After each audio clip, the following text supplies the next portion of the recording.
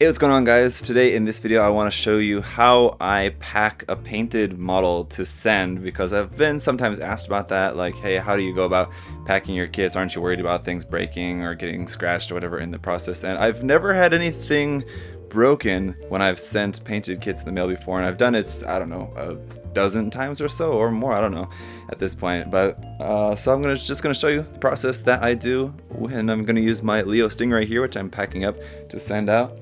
So move that over to the side. So the first thing you're going to need, of course, is a box. Now you want the box to be not too big, but not too small. Obviously, you don't want anything to be packed in there too tightly, so that when the box gets put pressure on it, which it will, you don't want anything to be broken under that pressure. But obviously, you don't want it too big. Then it's just kind of, it could get rattled around in there or whatever. You're gonna want some of these, if you can get them. These are just these big like packing pillow kind of things, which work to just take up a lot of space without taking up a lot of weight. And then I just use some bubble wrap here, and then just a little bit of tape for that. So let me show you how it goes. So the first thing is that people will sometimes ask about, like, how much do I break the model down in terms of when I want to send it.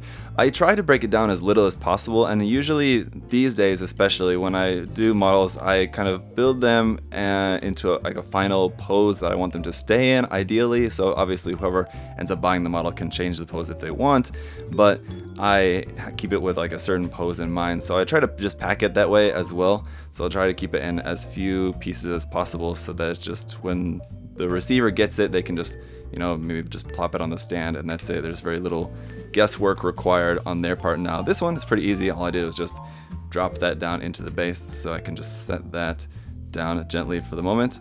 And then the pilot figure as well. There's no glue on that yet, so that's just popped into there. So basically, I'm just going to wrap these separate parts. The base, simple enough. The pilot figure should also be simple enough, just wrap that. But the Leo itself is going to be the most difficult thing. Just cut a piece off of here.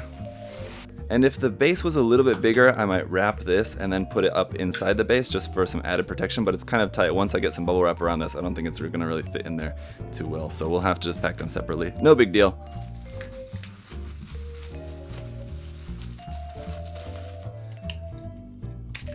Wrap that bad boy up, tape on it, there you go, that's done.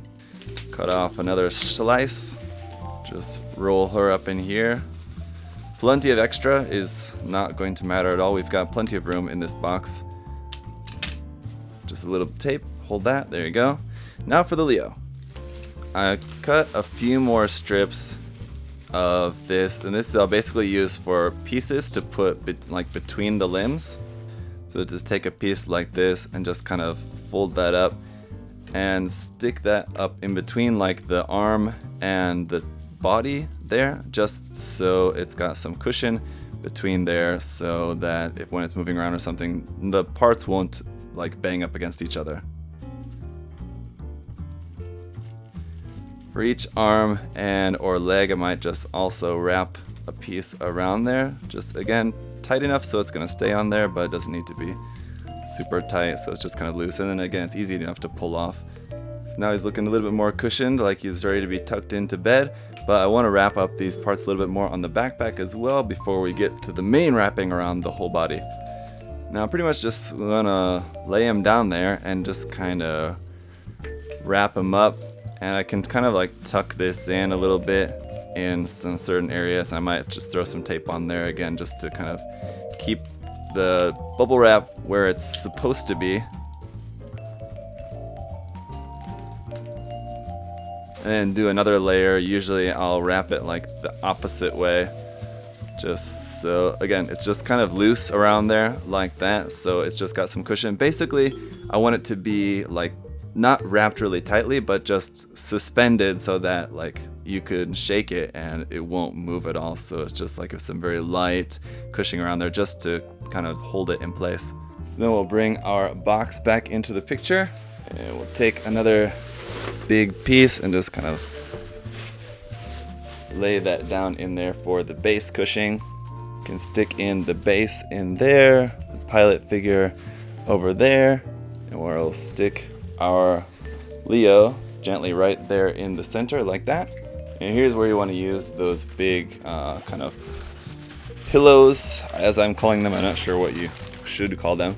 And basically you just want to just kind of use those to fill any empty space. Basically just kind of around the outside to make sure that the model is suspended there in the middle. Wrap that up. Now it looks a bit of a mess, but when you close that up, here's the test. If you shake it like that, if you feel any movement at all or anything's moving around, you're hearing anything in there, then that's bad. But if you're not hearing anything, not feeling anything moving around in there at all, then you're good to go. So at that point, just lay some tape on that.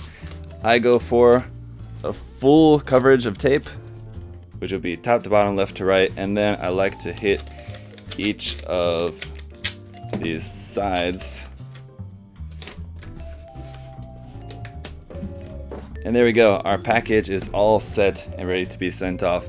Now, I know it may seem kind of simple, it may seem pretty obvious, but people have asked me about this before, so I just wanted to show that to you guys, what my process is for packing painted kits. If you guys have any other questions or anything, or if you want to share your methods or any tips or tricks that you guys might have, feel free to leave those down there in the comment section below. Thank you so much for watching. Hopefully that was helpful for anyone who had been curious about that.